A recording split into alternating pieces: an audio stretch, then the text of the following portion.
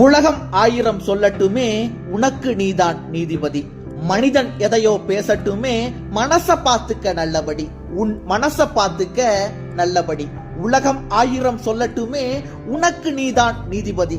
மனிதன் எதையோ பேசட்டுமே, மனச பாத்துக்க நல்லபடி. உன் மனச பாத்துக்க நல்லபடி. கதைகட்ட ஒருவன் பிறந்து விட்டால் கண்ணகி வாழ்விலும் களங்கம் உண்டு. காப்பாற்ற சில பேர் இருந்து விட்டால் கள்வர்கள் வாழ்விலும் நியாயம் உண்டு.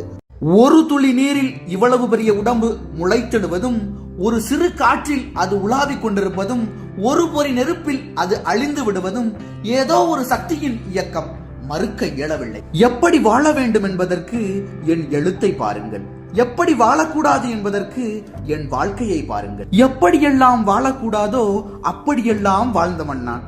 அதனால் இப்படித்தான் வாழ வேண்டும் என்று அறிவுரை சொல்லும் தகுதி எனக்கு இருக்கிறது. ஏற்றம் என்பது இறைவன் வழங்கும் பரிசு.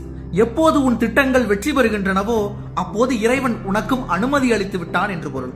வாழ நினைத்தால் வாழலாம், வழியா இல்லை. பூமியில் ஆழக்கடலும் சோலையாகும். ஆசை இருந்தால் நீந்தி வா.